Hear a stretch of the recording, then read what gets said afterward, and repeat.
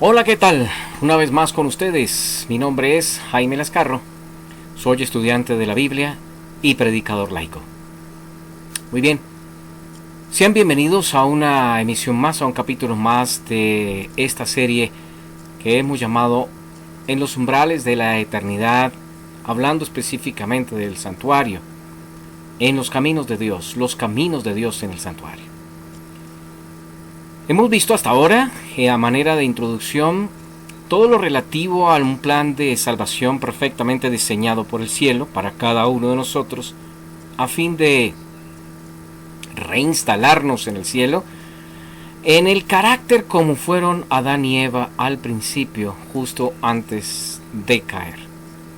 Bien, hemos hablado entonces cómo se involucra en el plan de salvación aquello que la Biblia llama el pacto eterno, ese convenio hecho entre el Padre y el Hijo, a fin de que, en cumplimiento perfecto de todos los términos por parte del Hijo, tal cual fue planeado desde el principio de la fundación del mundo, el Padre ahora cumple también su promesa al entregarnos a Jesús y al darnos la vía abierta para que mediante sus misericordias y su bondad seamos atraídos al arrepentimiento. De esa manera, entonces, el poder del Espíritu Santo se desata sobre nosotros y así podemos reproducir el carácter del Señor, eliminando paso a paso cada uno de los efectos que nos dejará el pecado o nos deja el pecado actualmente: el condenarnos, el dominarnos y el destruirnos.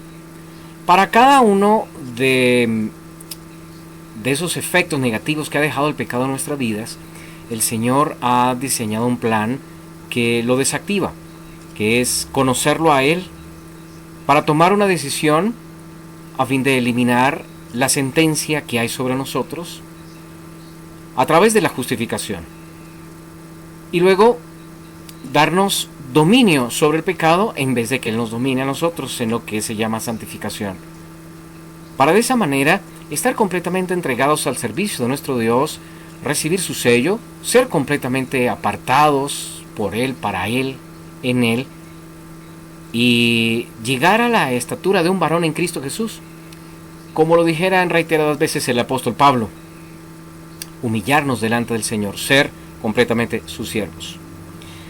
Bueno, en esas circunstancias entonces estaríamos listos para la redención. Pero, ¿y entonces cómo podemos ver esto ilustrado al detalle en el santuario? Bueno, para abordar el estudio del santuario lo vamos a hacer desde diferentes ángulos, de diferentes perspectivas. La primera que vamos a tomar es justamente la de las medidas, los diseños, las formas, los colores, los mobiliarios, las medidas, los recintos, los materiales, cada una de estas cosas que están allí implicadas y que tienen una profundidad de enseñanza para cada uno de nosotros. Así que sean bienvenidos. Vamos a comenzar en esta ocasión hablando de en el perímetro de Dios. Espero que este viaje bíblico les pueda ayudar a entender mejor los propósitos que tiene el Señor con cada uno de nosotros. Y bueno, vamos entonces a introducir con una lectura que tiene que ver con el libro del Éxodo. Cuando Dios le mostró a Moisés el diseño del santuario en el desierto, una de las cosas importantes era establecer la figura, la forma sobre la que debería instalarse permanentemente el campamento de Dios, cuyo centro era justamente el santuario. El santuario que está dividido en tres partes: lo que es el atrio y posteriormente la tienda, que a su vez está dividida en dos, o sea, la carpa, el lugar santo y el lugar santísimo. Pero veamos las instrucciones de Dios dadas a Moisés con respecto a las medidas, las telas y el tipo de materiales que se debían usar para poner las columnas respectivas que iban a sostener la pared exterior del atrio. Así que los invito para que miremos lo que nos dice Moisés en Éxodo capítulo 27, los versículos del 9 al 19. Las instrucciones fueron estas: harás de este modo el atrio de la morada de Dios por el lado sur, el que mira al Negev. El atrio tendrá cortinas de lino de tejido fino que medirán 50 metros de longitud. Esto equivale a 100 codos. El hecho de que exista 100 codos, bueno, los números también nos van dando mensajes, nos van aportando ideas. 100 quiere decir, es el resultado de multiplicar 10 por 10. 10 no es difícil entenderlo a la luz de la Biblia, ya que fueron 10 los mandamientos del Señor dados por su propia mano a Moisés. La ley de los mandamientos es el trasunto del carácter de nuestro Dios, porque la ley es santa, pura, buena, perfecta, que convierte el alma. Todos estos son exactamente los mismos atributos que tiene Dios. Continuando con la lectura, notamos lo siguiente: las 20 columnas con sus correspondientes basas serán de bronce. Este era el material con el cual estaban hechas las columnas. Y de plata, de ganchos y las molduras. De plata los ganchos y las molduras. Las molduras son los capiteles y eran la parte sobresaliente de las columnas, lo que se podía ver de afuera hacia adentro de ellas. Estas eran las columnas. Dice a continuación: por el lado norte harás lo mismo. Las cortinas tendrán una longitud de 50 metros, 100 codos. Las 20 columnas con sus basas serán de bronce, y de plata los ganchos y las molduras de las columnas. A lo largo del atrio, por el lado occidental, tendrá cortinas de 25 metros de longitud, 50 codos. El número 50 es el resultado de multiplicar 5 por 10. ¿Esto qué significa? 5 nos hace acordar de las cinco vírgenes prudentes que hicieron acopio correcto permanente del aceite. Aunque eran 10 y todas habían recibido sus lámparas y su aceite, solo 5 tuvieron la capacidad de reservar el aceite suficiente. No todo el que dice Señor, Señor entrará en el reino de los cielos, mas sí los que hacen la voluntad y, como lo veremos, siguen los pasos del Maestro. Ellos tendrán un carácter como el del Señor. Bueno, de esas columnas entonces nos dice que son 10 columnas y 10 basas. Adicionalmente, agrega la lectura: por el lado que mira al oriente, el ancho del atrio será de 25 metros, es decir, estamos hablando de 25 codos. A un lado de la entrada habrá 3 columnas con sus basas y cortinas de 7 metros y medio de longitud. Al otro lado, asimismo, habrá 3 columnas con sus correspondientes basas, y las cortinas medirán también 7 metros y medio. Bueno, estamos hablando entonces a continuación que escribe Moisés una cortina de 10 metros de longitud, o sea, 20 codos, hecha de lino de tejido fino y adornada con bordado hermoso de hilo azul, morado y rojo, y hará las veces de puerta del atrio. Noten entonces que la puerta del atrio tiene 10 codos, el carácter de Dios. Esta cortina colgará de 4 columnas. Importante este detalle, porque eso lo veremos al final de la presentación de este tema. 4 columnas apoyadas sobre sus correspondientes basas. Todas las columnas que rodean el atrio estarán adornadas con basas de bronce y molduras y ganchos de plata. Contamos todas estas columnas y las columnas nos da un total de 60 en todo el perímetro del santuario de Dios. 60 columnas. ¿Qué nos dicen estas 60 columnas? Bueno, más adelante lo diremos, pero tiene que ver con multiplicar una vez más el 10 por 6. Mensaje importante que nos va a revelar este detalle. El atrio tendrá 50 metros de longitud, 100 codos, por 25 de ancho, 50 codos y 2,5 de alto, 5 codos. La altura, 5 codos, en sistema métrico decimal son 2 metros 25 centímetros aproximadamente.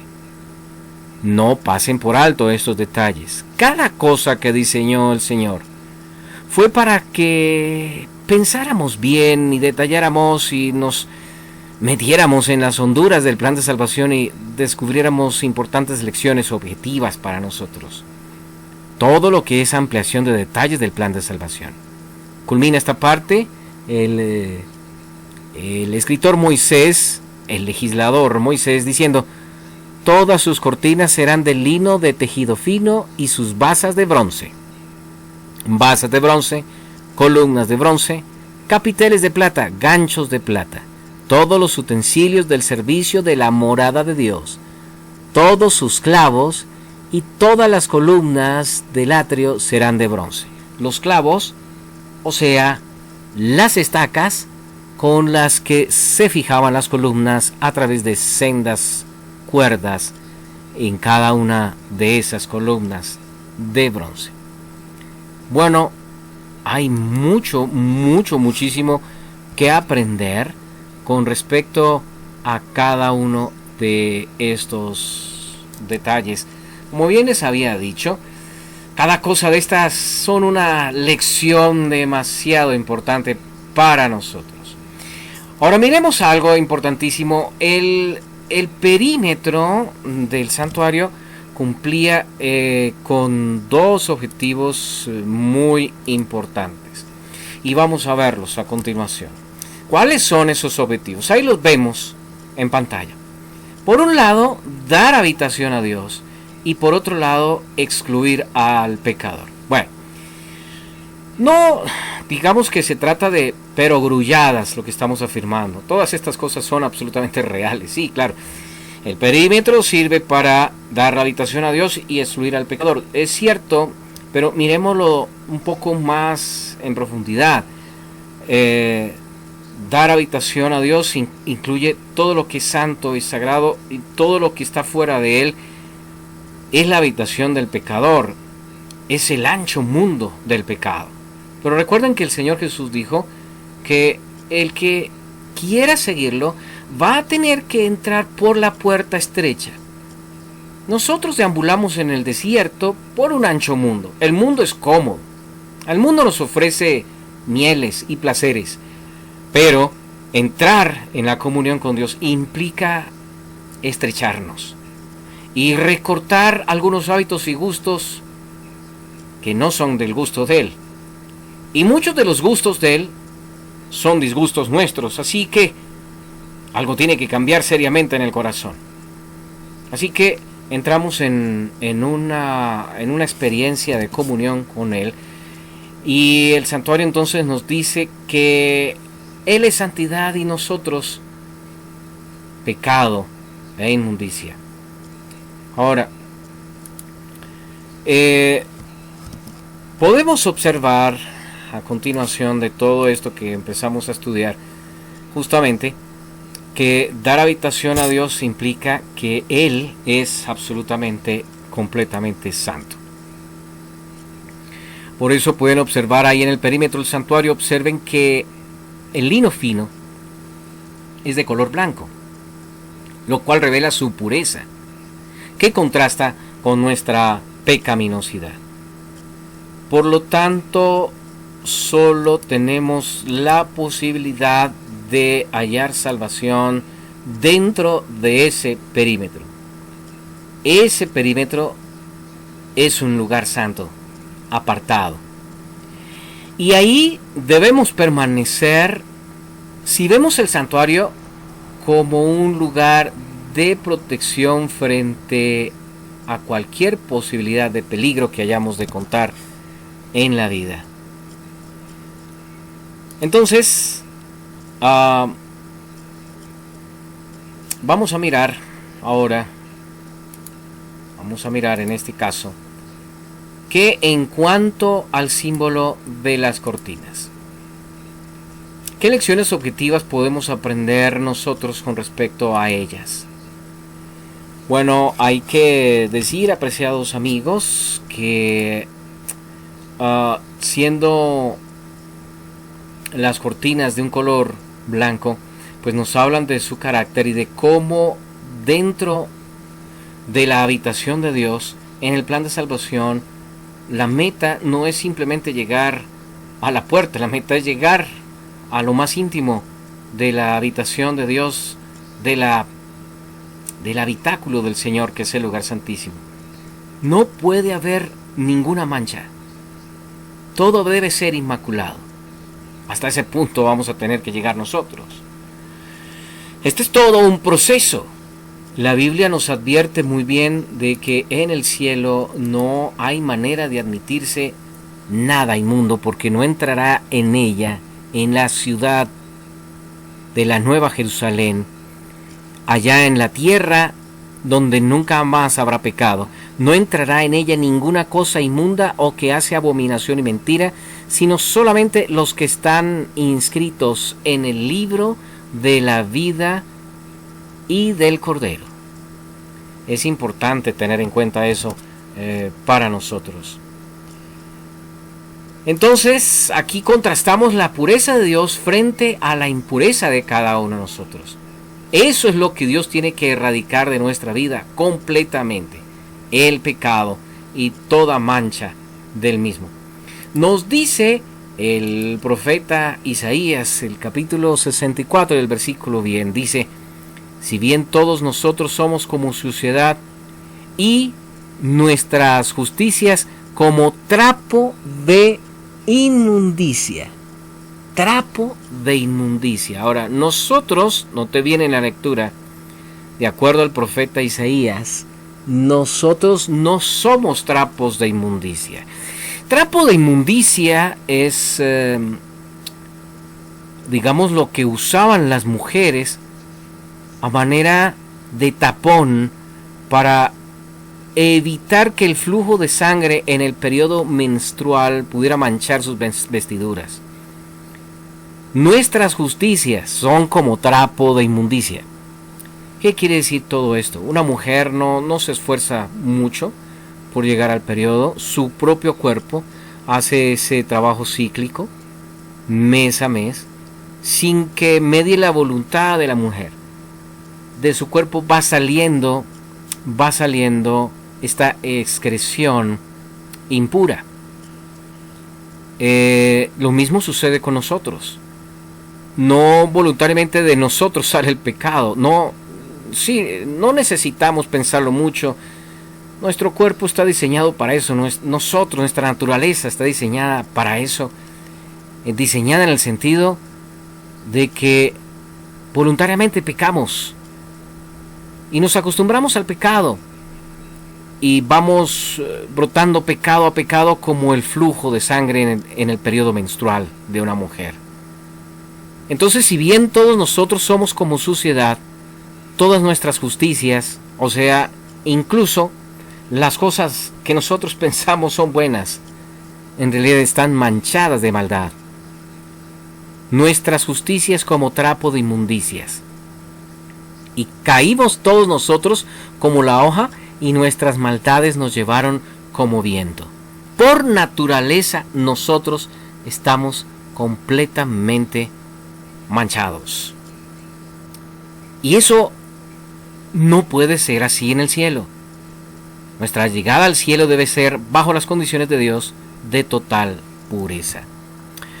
Ahora hay que tener en cuenta un detalle importantísimo acá, y es que la altura de las columnas era de 2 metros 25 centímetros, como lo habíamos notado ahí, los 5 codos de altura que tenían las columnas, la pared exterior del atrio. Este detalle no es, digamos, de pasar así de soslayo. ¿Por qué?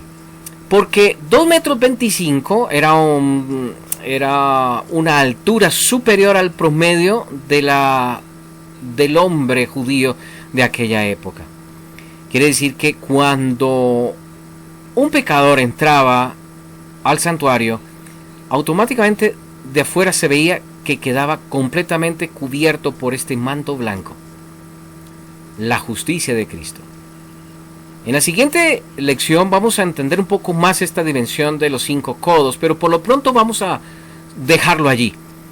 El hecho es que el Señor Jesús mencionó algo muy importante en el Evangelio de Mateo. Él dice allí en el Sermón de la Montaña,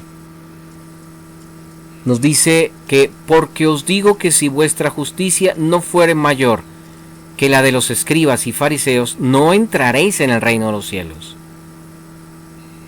Nuestra estatura es muy bajita, espiritualmente hablando, para alcanzar la meta de la salvación. Tenemos que estar cubiertos de ese manto de justicia, o de lo contrario no tendremos ninguna aceptación. Dicho lo cual, podemos avanzar a otro punto, y es que hay una extraña orden que vemos en el Antiguo Testamento dada a los israelitas y que debían cumplir a rajatabla. ¿Cuál? Bueno, la encontramos justamente, voy a leer de esta versión Palabra de Dios para Todos, la encontramos en el libro de Números, capítulo 3, versículo 38. Es importante no leer las escrituras de una manera superflua. Hay que entenderla con todos los vasos comunicantes que pueda tener la palabra de Dios completa. ¿Qué nos dice este texto? Nos dice: se condena a muerte al que se atreva a acercarse al área sagrada sin ser de la familia de Aarón. Muy bien. Sin ser de la familia de Aarón. Y que Aarón era el sacerdote por excelencia. Por ahí comenzó la casta sacerdotal, el hermano de Moisés. Y estaba condenado a muerte el que pretendiera acercarse a Dios sin ser sacerdote, sin ser de la familia de Aarón. Bueno, ¿qué quiere decir todo esto, apreciados amigos? ¿Qué implicaciones encierra esta situación que nos dice Moisés allí en Números? Las Escrituras nos la pueden explicar mucho más claramente. El Señor Jesús, que es la luz misma de las Escrituras, la luz mayor de las Escrituras, nos muestra a qué se puede estar refiriendo ese texto. Esto así lo venimos a encontrar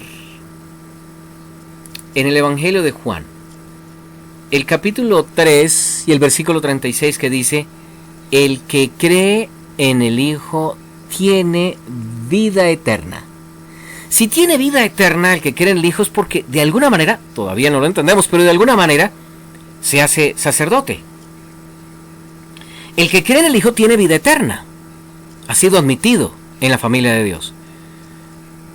Pero el que rehúsa creer en el Hijo no verá la vida, es decir, tendrá la muerte, que es lo que explica Números 3. El que se atreva a acercarse acá y pretenda llegar acá sin ser de la familia de Aarón va a morir. Por eso dice: la ira de Dios está completamente sobre él. Ahora, ¿quiénes son los de la familia de Dios? Hay que decir, ¿qué se necesita para ser de la familia de Dios? ¿Qué se necesita para ser sacerdote del Señor? ¿Qué necesitaremos? Estamos hablando tal vez de que tengamos que convertirnos en buenas personas, hacer esfuerzos para mostrar nuestra caridad. Tenemos que limpiarnos nosotros, tenemos que pulirnos espiritualmente. ¿Cómo alcanzamos esa norma? Bueno, nos dice el profeta, Isaías algo importantísimo. En el capítulo 61, él nos dice de esta manera: el Espíritu de Jehová el Señor está sobre mí, porque me ungió Jehová, me ha enviado a predicar buenas nuevas a los abatidos, a vendar a los quebrantados de corazón, a publicar a los cautivos y a los presos apertura de cárcel. Noten bien, aquí hay varios tipos de personas: los abatidos, los quebrantados de corazón, los que están en cautividad, presos, y los que están en la cárcel. ¿Qué más agrega Isaías? Nos dice: a proclamar el año de la buena voluntad de Jehová, a consolar a todos los enlutados, a los que están dolidos, a los que han perdido amor, a los que están huérfanos, a las viudas, a los pobres, a ordenar que a los afligidos de Sión se les dé gloria en lugar de ceniza, óleo de gozo en lugar de luto, manto de alegría en lugar del espíritu angustiado, y serán llamados árboles de justicia, plantío de Jehová para gloria suya. Ahora, si miramos más adelante de este texto, ¿a quiénes estaba refiriendo específicamente? Nos vamos a sorprender, porque nos dice allí en el versículo 5 y 6, el mismo capítulo: y extranjeros. Bueno, este es un término que aparece ahí en Números 3:38, lo habíamos visto. El extranjero, en la versión Reina Valera, dice: el extranjero no tiene derecho a entrar acá. Y él se está dirigiendo acá a los extranjeros. Y extranjeros apacentarán vuestras ovejas, y los extraños, sinónimo de extranjeros, serán vuestros labradores y vuestros viñadores. Y vosotros seréis llamados sacerdotes. Aquí está. Sacerdotes de Jehová, ministros de nuestro Dios, seréis llamados. Comeréis las riquezas de las naciones, y con su gloria seréis sublimes. Entonces demos un salto atrás. ¿Quiénes son estos sacerdotes? Pues los que ahora son sacerdotes y antes eran extranjeros. Pues los abatidos, los quebrantados de corazón, los cautivos, los presos. Aquellos que escucharon la proclama del año de la buena voluntad de Dios. Este año de la buena voluntad es ni más ni menos que el año del jubileo en el calendario judío, donde salían perdonadas las deudas de todos. Pero dice: a los enlutados y a los afligidos. ¿Qué nos hace acordar de esto, este texto? Bienaventurados los que lloran, porque ellos serán consolados. Pero los que lloran, no porque, ¿qué les digo yo? No los que lloran porque perdió su equipo favorito, no los que lloran porque perdieron un negocio, no, los que lloran por sus pecados y reconocen que son pecadores. Ellos, ni más ni menos, ellos, siendo extranjeros, ahora llegan a ser sacerdotes. Entonces, hay promesas, hay hermosas promesas para todos ellos, ya que de esa manera recibirán el perdón. Y no solo que recibirán el perdón, sino que serán restaurados. Como sucedió con el caso del hijo pródigo, cuando estando lejos y comiendo, ni siquiera envidiando la comida de los cerdos, de los marranos, llegó de nuevo a su padre, y su padre lo recibió y lo cubrió. Así como las cortinas del santuario cubrían a los pecadores, así también el padre cubre al hijo perdido y perdona sus maldades, aunque estuviera oliendo mal en todas las condiciones. Entonces, ahora miremos el detalle referido de las columnas. Bien, yo les había mencionado que se trataba de 60 columnas en todo el perímetro del santuario y que estas eran de bronce. Pues bien, 60 es el resultado de multiplicar 6 por 10. 10, los mandamientos de Dios, el carácter de Dios. 6, el número del hombre, porque el hombre fue hecho el sexto día. y aunque se trate de un hombre pecador, ahora es restablecido por el amor de Dios, perdonado, fortalecido y hecho un baluarte, una columna en el templo de Dios. Ahora entonces se porta y es visto como un hijo de Dios. Entonces, ¿qué representa el bronce en las columnas? Dice el libro de Apocalipsis, el primer capítulo, que sus pies, los pies del Señor, al que vio Juan, el vidente de Patmos, sus pies semejantes al bronce bruñido, el mismo material de las columnas. Dice allí adicionalmente, refulgente como en un horno y su voz como estruendo de muchas aguas.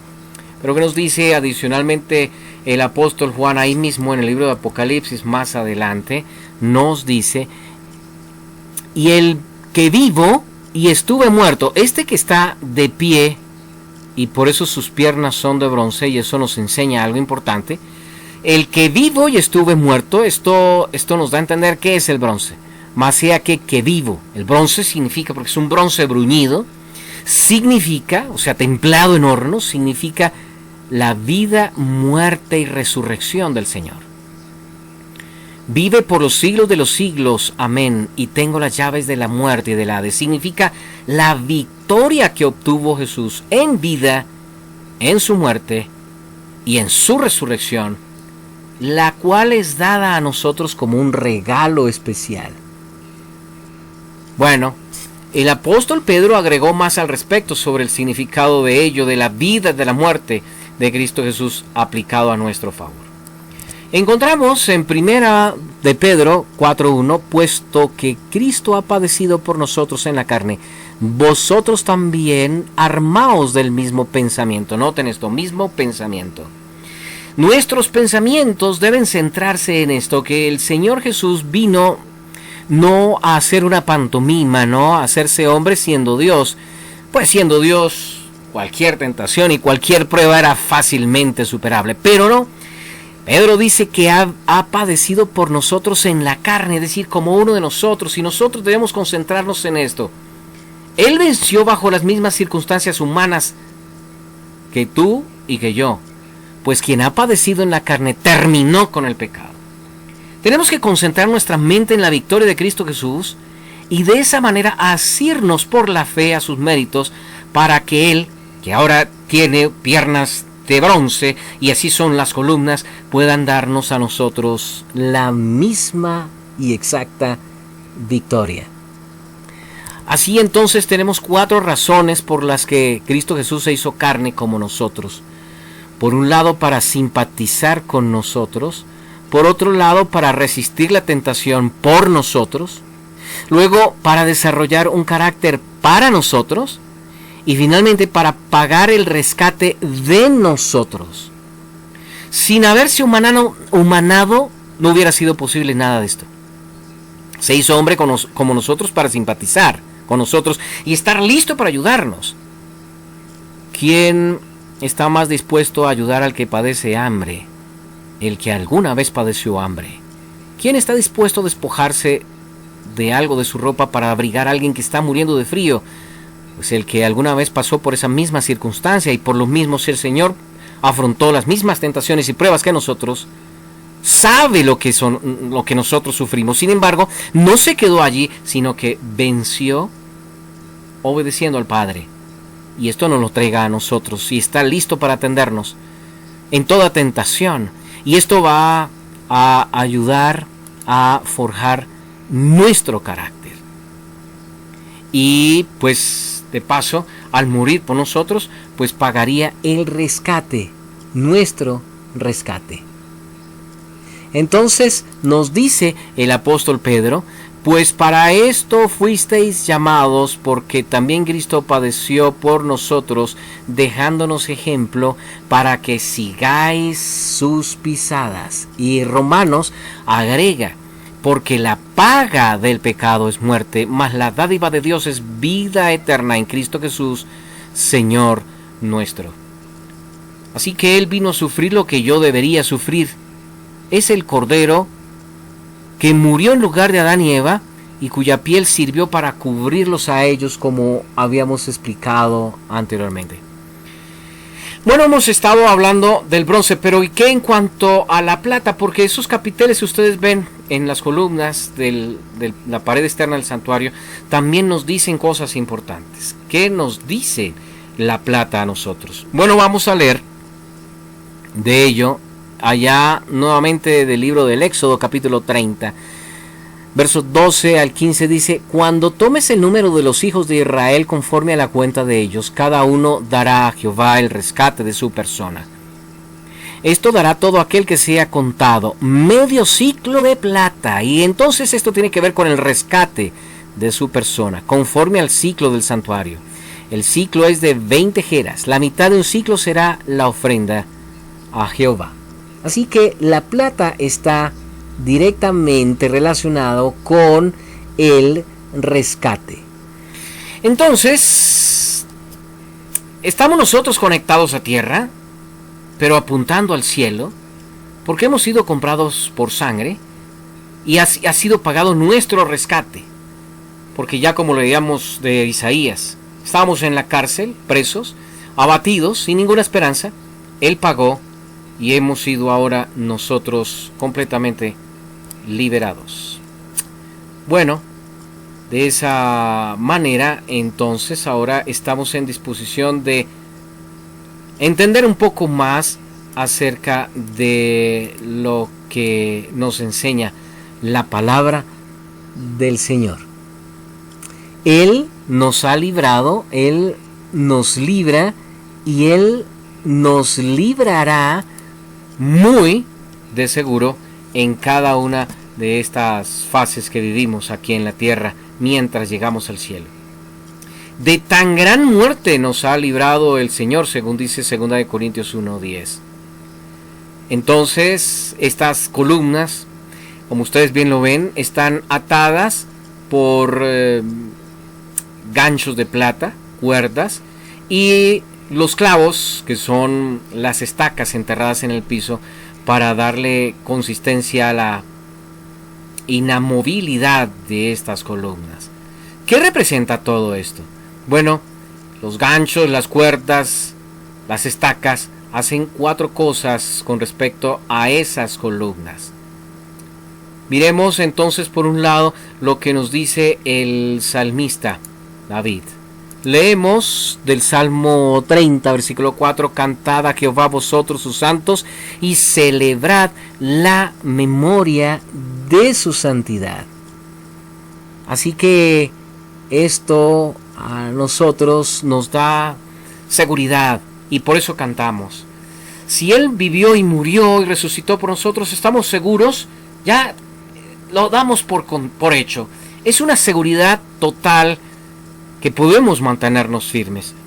Pero no solo es la seguridad, sino también no solo es la estabilidad, sino la seguridad que nos dan estos ganchos y estas cuerdas y estacas. Isaías 54:2 nos dice: ensancha el sitio de tu tienda y las cortinas de tus habitaciones sean extendidas. No seas escasa, alarga tus cuerdas y refuerza tus estacas. Esto quiere decir que ensanchemos el territorio de Dios. Podemos conquistar la tierra que Él nos ha prometido. Ya lo habíamos visto en un capítulo anterior, que la tierra prometida representa nuestro carácter, al que hay que conquistar porque está lleno de enemigos fuertes, razas inexpugnables, hábitos que nos han dominado a nosotros. Pero a través de esta promesa, las estacas hacen que el territorio se extienda más sin que las columnas caigan. Pero,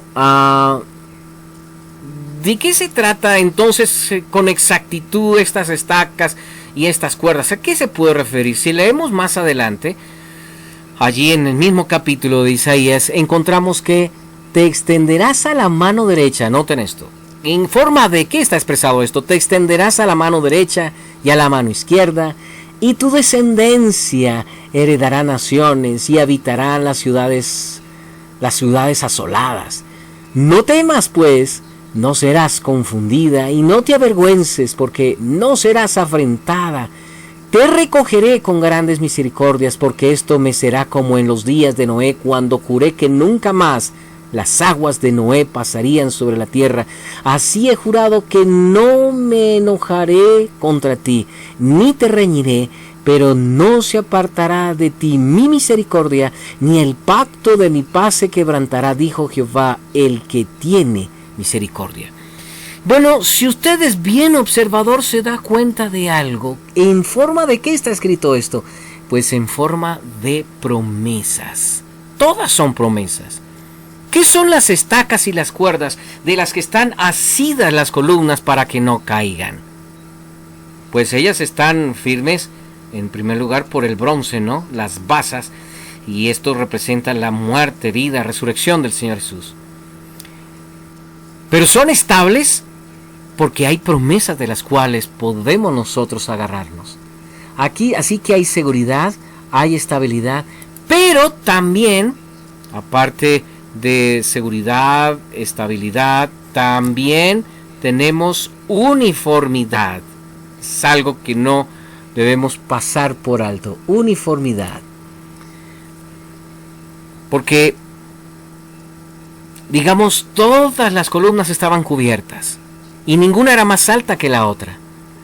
Y dice Efesios el apóstol Pablo: pero ahora en Cristo Jesús, vosotros que en otro tiempo estabais lejos, habéis sido hechos cercanos por la sangre de Cristo, porque Él es nuestra paz, que de ambos pueblos hizo uno, derribando la pared intermedia de separación. Así que se extiende la promesa a todos, para que vivan en el territorio del Señor y todos sean uniformes. Bien, esa es la responsabilidad que también tenemos ahora nosotros. No solo seguridad, no solo estabilidad, no solo uniformidad, sino responsabilidad. Pero ¿en qué sentido responsabilidad?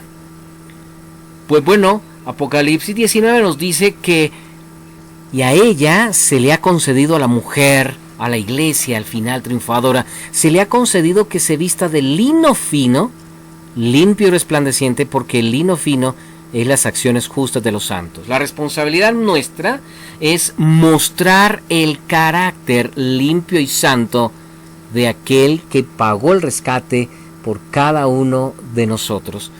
Y agrega el apóstol Pablo en su segunda epístola a los de Corinto: a donde quiera que vamos, todos pueden ver que sufrimos lo mismo que Cristo, y que por obedecerlo estamos siempre en peligro de muerte, pero también pueden ver por medio de nosotros que Jesús tiene poder para dar vida a los muertos.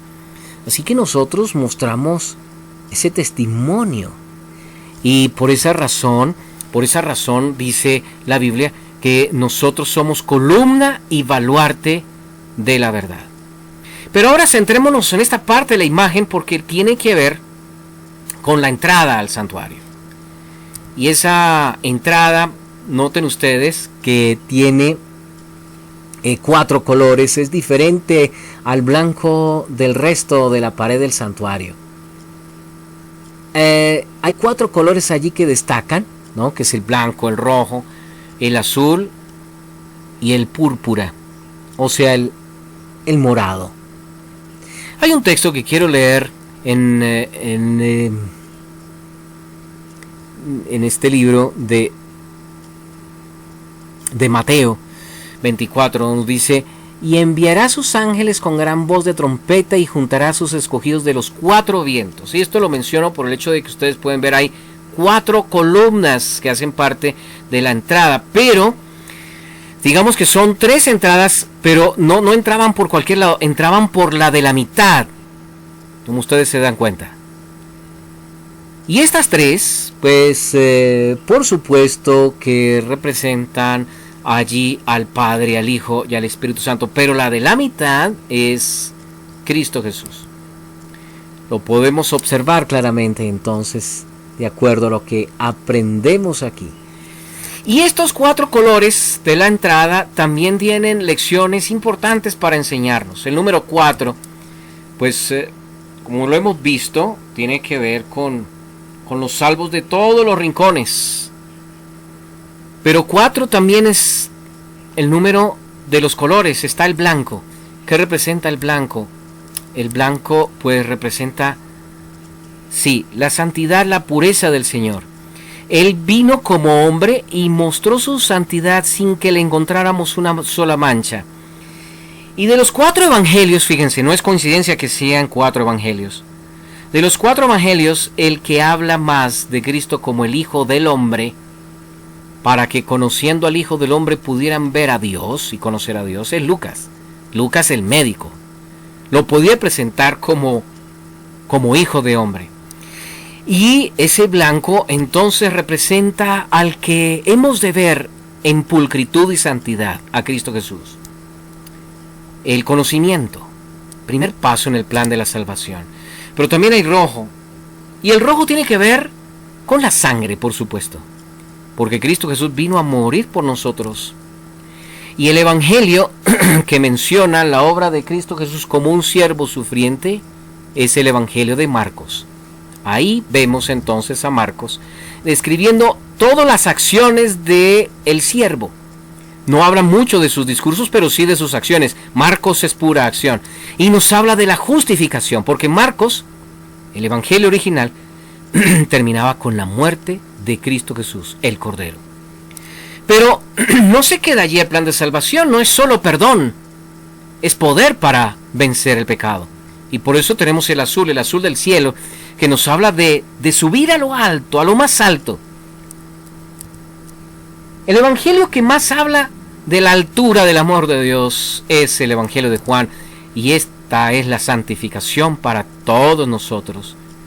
No es solo justificación, sino también santificación. Y finalmente el violeta, el púrpura, nos dice que este es el color de los reyes, y el evangelio que más habla del reino de Dios es justamente Mateo. Y Mateo entonces representa todo lo que tiene que ver con la redención, y ahí están los 4 pasos del plan de salvación: conocimiento, justificación, santificación y redención. 1 Corintios 1:30. Pero hay más todavía, porque encontramos también un texto en la Biblia, en el libro de Efesios, capítulo 3, versículo 17 al 19, que para que habite Cristo por la fe en vuestros corazones, a fin de que arraigados y cimentados en amor, seáis plenamente capaces de comprender con todos los santos cuál sea la anchura 1, longitud 2, profundidad 3 y la altura, y de conocer el amor de Cristo, que excede a todo conocimiento, para que seáis llenos de toda la plenitud de Dios. El amor de Dios es ancho, bien ancho, tan ancho como los brazos del Padre que nos recibe a nosotros. No importa la condición que tengamos, el Padre nos cubre completamente. Pero, y ese es el blanco, ¿no?, de la pureza del Señor. Pero el amor del Señor es tan profundo que llega hasta lo más bajo que estamos nosotros, a morir por nosotros a causa de nuestro pecado, como si Él hubiera cometido ese pecado. Muere por nosotros y entonces paga el rescate. Pero el amor de Dios es tan alto, que nos lleva de lo más profundo y nos hace volar con alas de águila, para que el cielo sea nuestro límite. Pero el amor de Dios es tan largo, que nos va a llevar a vivir muy lejos en su hogar celestial, allá donde nunca más habrá muerte, ni llanto, ni dolor. Bien, el pecador se para ahí frente a la puerta del santuario del desierto y recibe estas promesas: yo te daré a conocer mi misericordia, y vendré a lo más bajo, y pagaré el rescate por ti, te perdonaré, y te daré poder para que vueles alto, y sepas obedecer mis mandamientos. Y cuando sea así, te parecerás tanto a mí, que mi Padre estará dispuesto a recibirte en un lugar muy lejos, en un lugar donde ningún ojo ha sido capaz de verlo, ni oído tener la posibilidad de escuchar los cantos y la dulce música que se oye allí. Esa es la posibilidad que tú tienes, amigo mío, de volar lejos y morar con Cristo en sus mansiones. Desde la misma puerta, el pecador recibe todas estas promesas. Ven, ven, te llevo de la mano, ven, camina conmigo. Así como el padre recibió al hijo pródigo y lo llevó a su aposento más íntimo. Lo bañó, lo vistió, lo arregló y le puso el anillo de oro, con el cual se hacían todas las transacciones del jefe de familia. Le devolvió la confianza, a pesar de que era pecador y andaba lejos. Y entonces lo llevó a la intimidad de su aposento. Esos son los planes de Dios para contigo y para conmigo. Por eso te invito a que ores en este momento, me acompañes en una oración y encomendemos nuestra vida al Señor. Padre de amor y de santidad, gracias te damos, porque eres un Dios bondadoso, que aún estando lejos, en el ancho mundo perdidos, ahora nos invitas a entrar en tu presencia, a un nuevo camino, a una nueva vida. Y aquí estamos en la puerta. Vemos tu anchura, profundidad, altura y longitud de amor, con el blanco, el rojo, el azul y el morado, y tu abrazo cariñoso de perdón y de amor a cada uno de nosotros. Bendito Señor, queremos conocerte más y entrar en intimidad contigo. Llévanos a tu casa, quita de nosotros lo que nos sirve y pon tus vestiduras de lino fino, que son las acciones justas de los santos. Danos fe para entender, para saber y para querer más, y que pronto tu Espíritu ponga en nosotros un nuevo propósito, un cambio y una ruta diferente a la perdida por donde andábamos. En el nombre y en los méritos de Cristo Jesús lo agradecemos y pedimos todo. Amén y amén. Muchas gracias, apreciados amigos. Dios les bendiga. Hasta el próximo capítulo.